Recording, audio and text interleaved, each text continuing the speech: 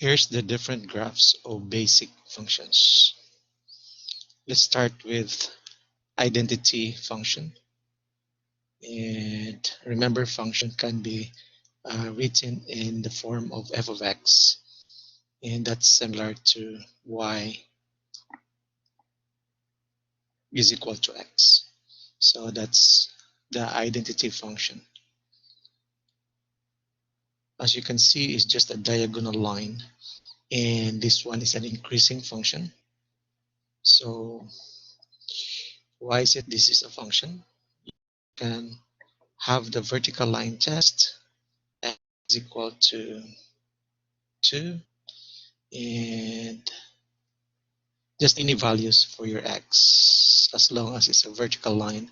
So it's passing through the y is equal to x, and there's an intersection between them at 2 comma 2.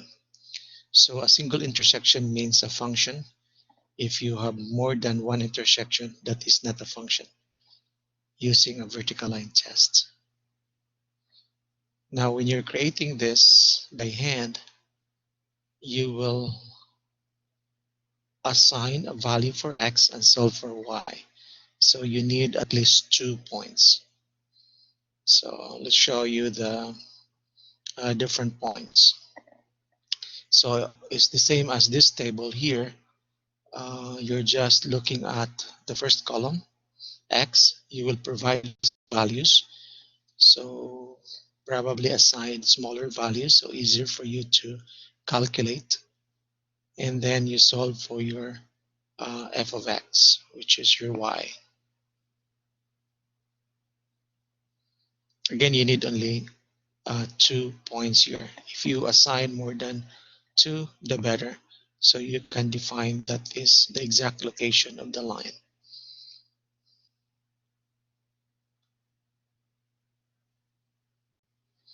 So here's again the equation, y is equal to x, and that is the identity function.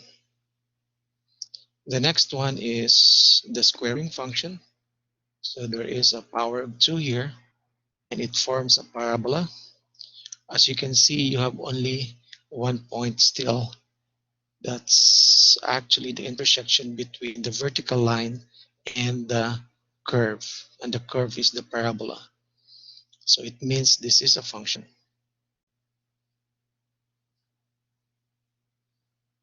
And let's show you the points. So when you're doing this or graphing this by hand, you assign value for x, and then you solve for y. So the first column is your x, and your second column is your y. So you need at least 3 points here. So if you will have 5, the better. So you can have the exact location of the parabola. But remember, this is not a line. So when you're connecting this points, you should have a smooth curve. So think about if you have a power of 1, that's a line. But if you have a power of 2, power of 3, power of 4, power of 5, it should be a curve. Okay, so bn power of 1, that would be a curve.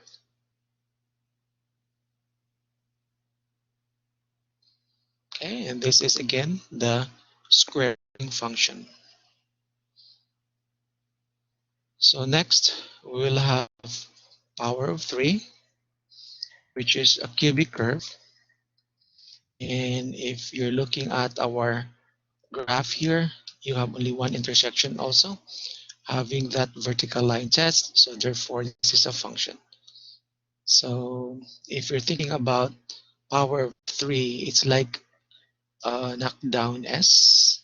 So that will be power of 3, and that is a function. And let's show you the table. So you assign value for x again, and then you solve for your y. So x is on the first column, and the second column would be your y. So you just plug that into the equation and then solve for your y. So same with the parabola, the minimum number of points you have to actually look, it's 3, but you can have more. So 5 would be sufficient enough to have the exact location of the cubic curve. Again, this is the cubing function.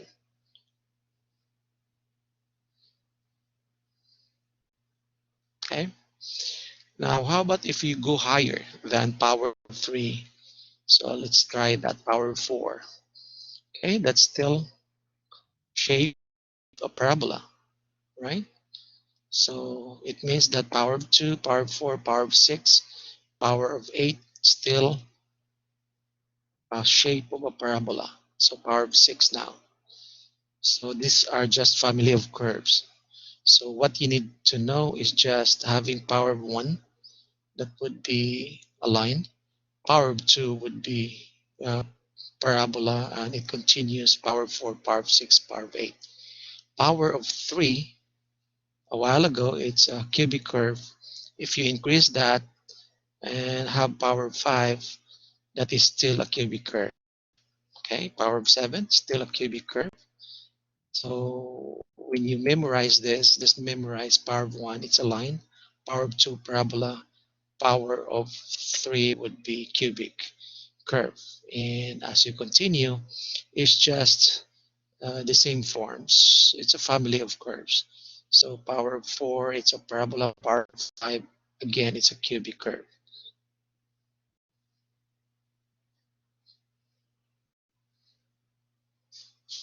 Okay, so let's go to the square root function.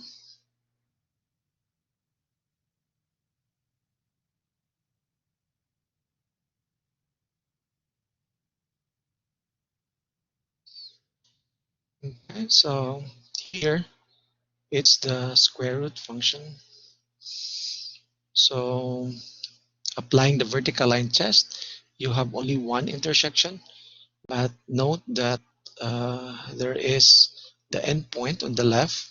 Okay, so why is it we have endpoint here and then going to the right, going to your x to the biggest value for x, which is the positive infinity. So we cannot assign value for x going to the left of the number for negatives, because that would be undefined or imaginary. So as you can see here for the table, looking at the table, assigning -1 is undefined for x, because when you take square root of -1, it cannot be done. So when you try that in your calculator, you'll get same answer, undefined or error from your calculator. Same thing with -2, -3, and so on. Again, you cannot put a negative number inside the radical, but you can do 0. That's the least value for the square root function. And then it goes to the right of the x-axis. So that would be the square root function here. Okay, so same thing, we have to think about at least 3 points here. But remember, squared function the same as power of 2, power of 3, it's a curve. So make it sure that you're connecting the points in a smooth curve, so not a line.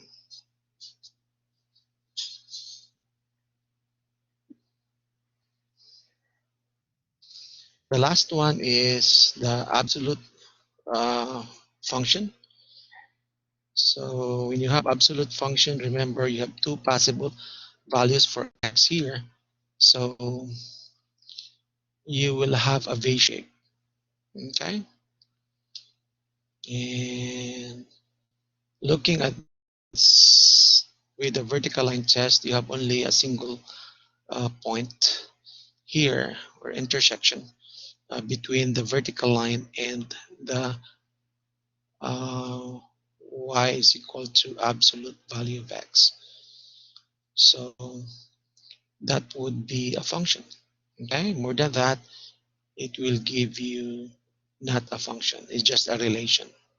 Okay, so let's look at the table. So again, if you do the XY table, you just assign value for X on the first column, and then you solve for your Y. So the minimum of points here that you have to assign should be 3. Okay, as you can see, you're assigning negative values, then you have the 0, and then the positive value. So again, the minimum is 3. You can have 5 to have the exact location of the absolute value function. Again, this is an absolute value function. So let's try a relation. X is equal to y power of 2. So this is a parabola, but the parabola is facing to the right side. So it can face to the right or it can face to the left. It depends on the sign. So this is positive. So it means facing to the right side. So you can see that there are 2 intersection points. So it means this is just a relation. This is not a function. Again, this equation is not a function because you have 2 intersection points here and it cannot pass the vertical line test. Vertical line tests is intended only for one intersection to get a function. Okay, playing around with the sign. I mentioned that a while ago. If you put a negative here, it goes to the other side. So we can change also the vertical line test and see that is not a function still. Okay, so similarly with other functions a while ago. Uh, let's try that. The first one is the identity function. Y is equal to X. So that's increasing. If you put a negative here, it's decreasing. So if you remember the slope convention, if you have a positive, it should be increasing. If you have a negative, then that should be decreasing. And then the squaring function, if you have a power of 2 here, as you can see, the parabola, it's opening downward because that's a negative. If that is positive, it's opening upward. So same thing with the cubing function or the cubic function. So that's a power of 3. Then when you have a negative in front of the term x cubed, then it will flip also.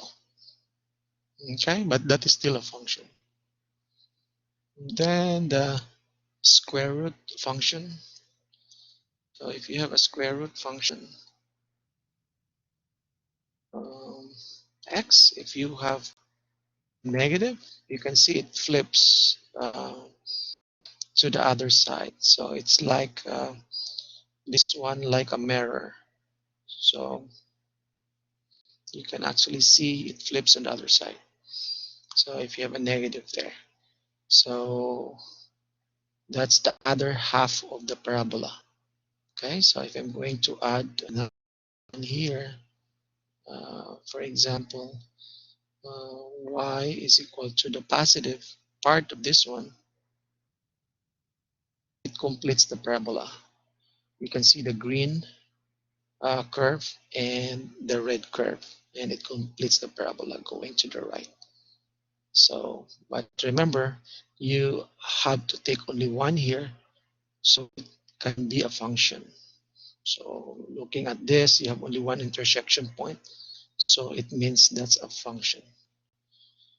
And then looking at the domain and range here, so making sure that we have to practice reading the domain and range. Domain is the x values, and the range would be the y values, and that is where the graph is occupying the values or the space. So by looking at this, if you're asked to find the domain here. The domain should be bracket 0, comma, positive infinity, parenthesis. So that will be the domain. Because you're looking at from this point here, from the point of origin going to the right side. If you have the range here would be, since this one is going down, the curve is going down, that should be parenthesis negative infinity and the highest value, so comma, the highest value would be 0 and then close bracket.